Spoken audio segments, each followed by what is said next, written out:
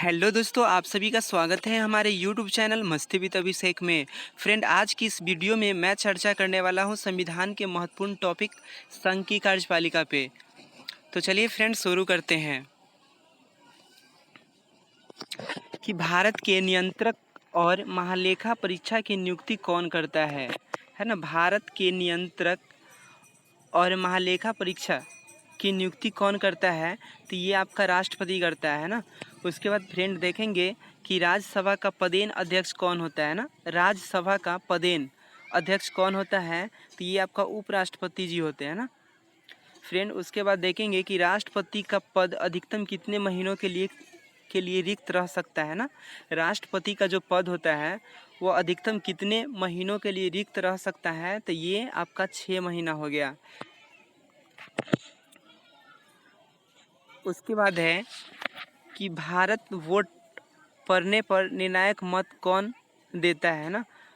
बराबर वोट पड़ने पर निर्णायक मत कौन देता है, तो ये आपका अध्यक्ष हो गया ना फ्रेंड। उसके बाद देखेंगे कि राज्यपाल कब तक अपने पद पर बना रह सकता है। राज्यपाल जो है वह कब तक अपने पद पर बना रह सकता है, तो राष्ट्रपति जब तक चाहे है ना। राष्ट्रपति जब तक चाहे वे अपने पद पे बना रह सकता है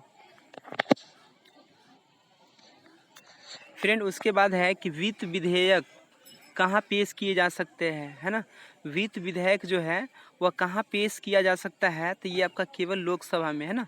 वित्त विधेयक जो है वह कहाँ पेश किया जा सकता है, तो ये केवल आपका लोकसभा में फ्रेंड। उसके बाद देखेंगे कि मृत्यु दंड को कौन माफ़ कर सकता है ना। मृत्यु दंड को कौन माफ़ कर सकता है, तो ये आपका राष्ट्रपति जी है ना फ्रेंड। उसके बाद देखेंगे कि संसद के दोनों सदनों की संयुक्त बैठक को भेजा गया विधेयक का पारित होना होता है ना।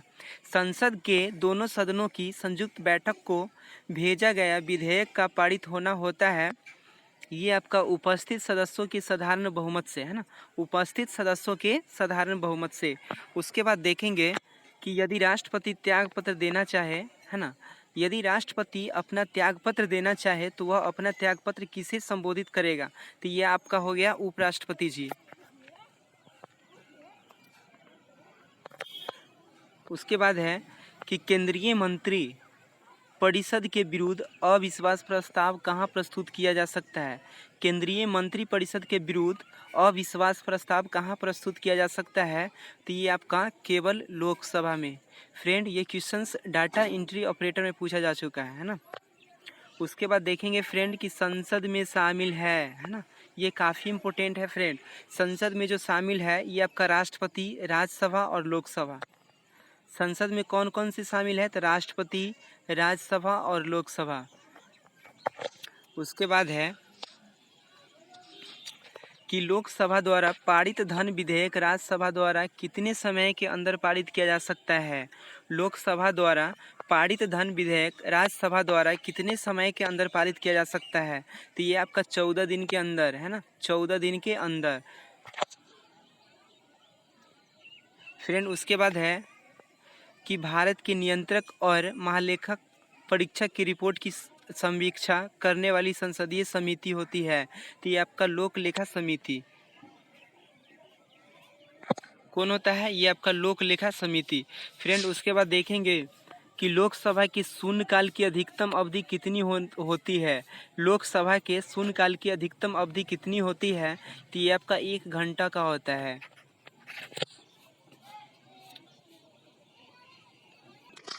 उसके बाद फ्रेंड देखेंगे कि भारत में प्रधानमंत्री किस प्रक्रिया से बनाया जाता है। भारत में प्रधानमंत्री किस प्रक्रिया से बनाया जाता है, तो ये आपका हो गया मनोनयन है ना। उसके बाद है कि लोकसभा अध्यक्ष को अपना त्यागपत्र किसको संबोधित करना होता है। लोकसभा अध्यक्ष को यानी कि स्पीकर को अपना त्यागपत्र किसको संबोधित करना होता है, तो ये आपका लोकसभा उपाध्यक्ष को फ्रेंड। उसके बाद देखेंगे कि राष्ट्रपति पर महाभियोग कौन शुरू कर सकता है ना। राष्ट्रपति पर महाभियोग कौन शुरू कर सकता है, तो ये आपका संसद के किसी भी सदन के 1/4 सदस्य है ना। अगर पूछ दिया जाए कि राष्ट्रपति को हटाया जा सकता है, तो यह आपका हो गया महाभियोग करके है ना।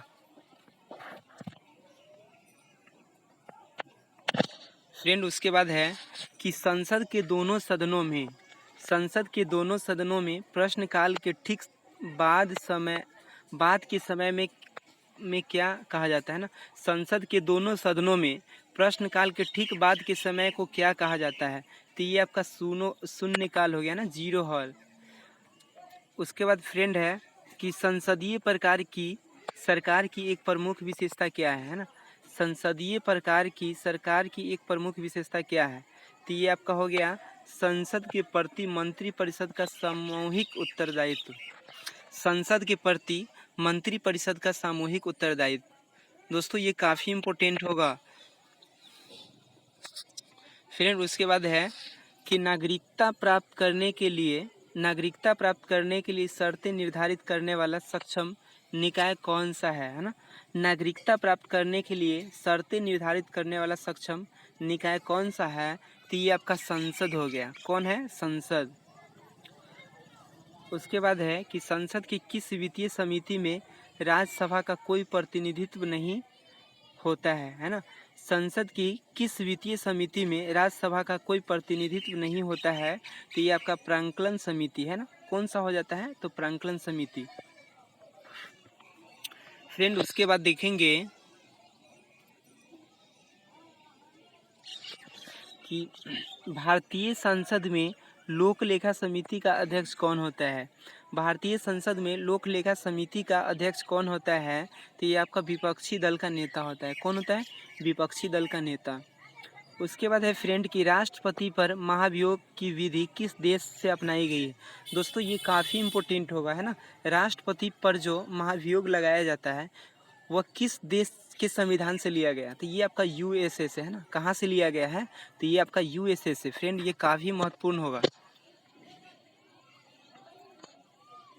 उसके बाद है कि भारत की राष्ट्रपति है ना, भारत की राष्ट्रपति के चुनाव के लिए नागरिक को कितनी आयु पूरी कर लेनी चाहिए।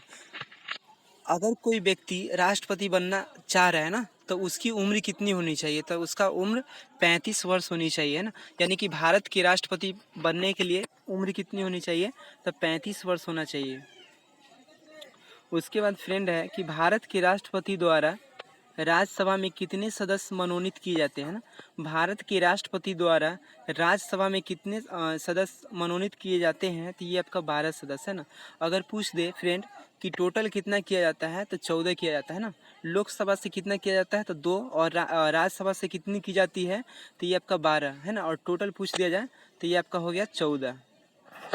और लोकसभा में जो चुना जाता है फ्रेंड वो एंग्लो इंडिया होता है ना, एंग्लो इंडियंस होते हैं। उसके बाद फ्रेंड देखेंगे कि संसद राज्य सूची में दिए गए विषयों के बारे में कब कानून बना सकती है। संसद जो है राज्य सूची में दिए गए विषयों के बारे में कब कानून बना सकती है। तो ये आपका 2 या अधिक राज्यों के अनुरोध पर है ना, 2 या अधिक राज्यों के अनुरोध पर। फ्रेंड उसके बाद देखेंगे कि भारत के कौन से राष्ट्रपति लगातार 2 कार्यकाल तक अपने पद पर बना रहे हैं।